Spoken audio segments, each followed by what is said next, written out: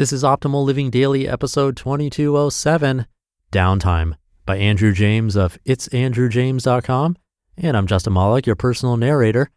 Happy Kwanzaa if you're celebrating, and a happy Boxing Day. I have a post from Andrew James today. His website used to be called Establishing the Self, but he rebranded. You can find his site at itsandrewjames.com now. So with that, let's get right to his post as we optimize your life. Downtime, by Andrew James of itsandrewjames.com. Every day for the past few years, I have forced myself to write, or at least attempt to write, something. More often than not, this takes form as a meaningless journal entry. However, every now and then, something emerges that I find to be quite helpful. Upon reviewing old journal entries, I stumbled upon one that applies to my life more so now than ever. Here I have copied the old transcript and added in some content that I feel to be relevant. I hope it helps you as much as it has helped me. Today is a day in which I am not entirely sure what to write about. I often find myself in this predicament. Regrettably, it is more frequent than I care to admit. I have to wonder if I have nothing to write about because I cannot genuinely conjure inspiration, or because I tend to suppress emotion and instead replace it with logic and reason, thus denying the presence of creation to flow from my ethological nature. Or perhaps because it is still early dawn as I write this, I have had nothing of significant noteworthiness occur. Therefore, I have nothing of interest to write about. Contrarily, this process of linear thought presents the notion that life in its rawest, inherently mundane form is unextraordinary. This is false. Life in and of itself is but a gift and a miracle.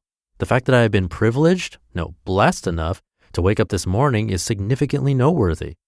Today, I am thankful for life. In all of its simplicity, I am thankful that I am allowed to experience it. I openly welcome the intrinsic mundanity at the core of life and, in contrast, the obstacles and trials it produces. For it is by these experiences, although undoubtedly some unpleasant, that we as humans can better ourselves. Even without tribulations, one can still learn a thing or two from the habitually boring state of life. Life does not always require a driving force. Unintentionally, we have grown accustomed to the belief that we can only learn from what life has to offer if it is in motion. I'm extremely guilty of this. Although it is important for us as individuals seeking self-betterment to have motivating aspirations, the majority of lessons we can learn from life are while we are standing still. One such example is learning the ability to be patient. Patience is not in human nature. It is a learned behavior. Naturally, humans are drawn to instant gratification. This can be seen in every aspect of our lives, whether it be through technology, personal relationships, or even our careers. When one can truly learn patience, when one can learn to be truly content in their solitude, they begin to understand bit by bit what life is truly about. Now, it is important to note that there is a difference between being content and being complacent. Complacency is the adversary of the productive individual. Where contentment says, I can find happiness in this state for now, complacency says, I can stay in this state forever. There's a fine line between that apathy and being fulfilled. When content, an individual will recognize the world around them as an endless space for opportunity and growth. However, they are not unhappy when they do not receive the results, the instant gratification they think they deserve. They use these moments of disappointment as pragmatic opportunities to continue pushing forward in their learning and betterment of themselves.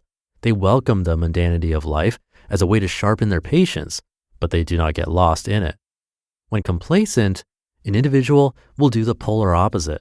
They become satisfied, not appreciative of the current state they are in. Although they might be able to learn from the situations they have been presented with, they choose not to.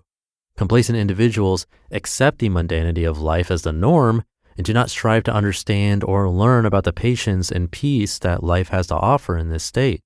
They take advantage of life's downtime, and instead of sharpening their patience, they choose to stroke their laziness. The path to understanding patience, contentment, and fulfillment is not one I pretend to have mastered or even one that I fully grasp.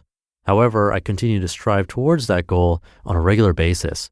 If we plan on bettering ourselves, fully optimizing our minds and bodies in the healthiest way possible, patience is a key to unlocking many of life's positive intricacies.